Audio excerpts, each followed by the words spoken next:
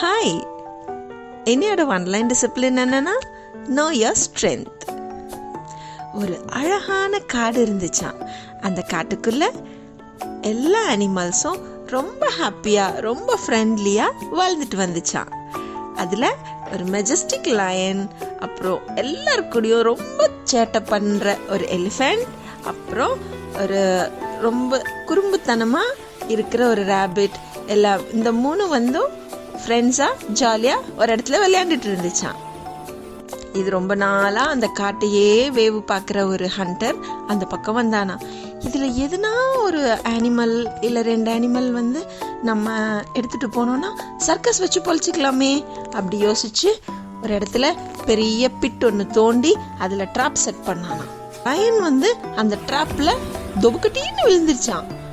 இதுதான்டா சாக்கு, விழுந்துருச்சு அப்படின்னு சொல்லிட்டு அந்த மேன் என்ன பண்ணா, அதை அப்படியே ஹேக் பண்ணி தூக்கி போட்டு ட்ரக்கில் ஏற்றி கொண்டு போயிட்டான், யாருக்கும் தெரியக்கூடாதுன்னு.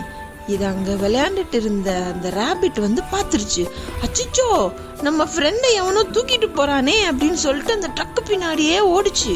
குடு குடு குடு குடுன்னு ஓடி போயிட்டே இருந்துச்சு. எவ்வளோ தூரம் ட்ராக் பண்ண முடியும், அப்படியும் பரவாயில்லன்னு ஓடிக்கிட்டே இருந்துச்சு. அதுக்குள்ள அவன் அந்த லைனை கொண்டு போய் அங்கே கட்டி போட்டு செயின்லலாம் கொடுமை பண்ணி அதை என்ன பண்ணிட்டான், சர்க்கஸ்க்கு ட்ரெயின் பண்ண ஆரம்பிச்சிட்டான். இதை மாதிரி பண்ணணும், அப்படி பண்ணணும், எல்லாரையும் என்டர்டெயின் பண்ணணும், இல்லைன்னா பூவா கொடுக்க மாட்டேன் அப்படி சொல்லிட்டு அவனை மிரட்டி மிரட்டி மிரட்டி அந்த லைனை வேலை வாங்கிட்டு இருந்தான். ஃபைனலாக அந்த ரேபிட்டு ஒரு நாள் நைட்டு தூங்கிட்டு இருக்கும்போது வந்துருச்சு லயன் பக்கத்தில்.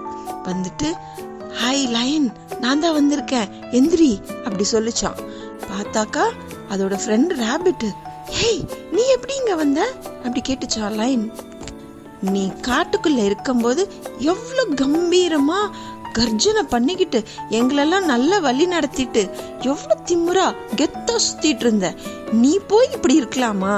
நீ ஹியூமனை விட எவ்வளோ பெரியவன், எவ்வளோ தைரியசாலி, எவ்வளோ பலசாலி, இங்கே போய் அவன் அடிக்கிறான், இத்துணுண்டு குச்சி காட்டுறான்னு நீ கம்முன்னு அவன் சொல்கிறதுக்கெல்லாம் பயந்து மண்டைய ஆட்டிட்டு இருக்க.